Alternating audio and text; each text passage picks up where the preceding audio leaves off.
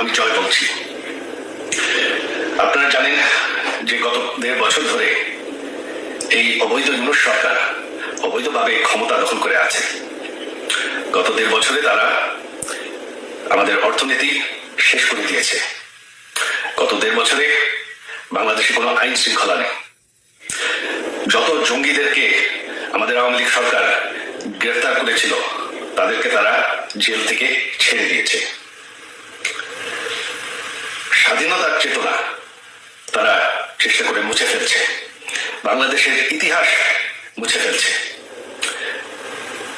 তারা বঙ্গবন্ধু বাসা, যেই বাসা, সেই ঐতিহাসিক 32 নম্বর বাসা যেখান থেকে আমাদের স্বাধীনতার ঘোষণা হয়, সেই বাসাকে তারা ধ্বংস করে ফেলেছে।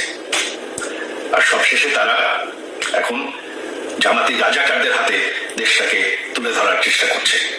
এখন রাজাকাররাই ক্ষমতায়।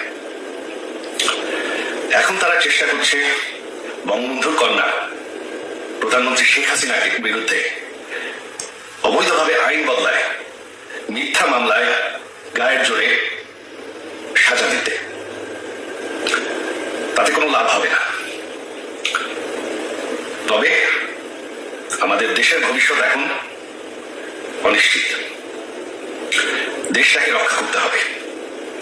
আপনারা যদি এই ভয়ঙ্কর পরিস্থিতি থেকে বেরোয় আসতে চান, আপনারা যদি চান যে বাংলাদেশ আবার সেই উচ্চ অর্থনীতিতে পরিণত হতে থাকুক, আপনারা যদি চান যে বাংলাদেশে আইন শৃঙ্খলা থাকে, বাংলাদেশে জঙ্গিবাদ না থাকে, বাংলাদেশে রাজাকাররা যাতে ক্ষমতায় ফিরে না আসে, যাতে আমাদের স্বাধীনতার যুদ্ধ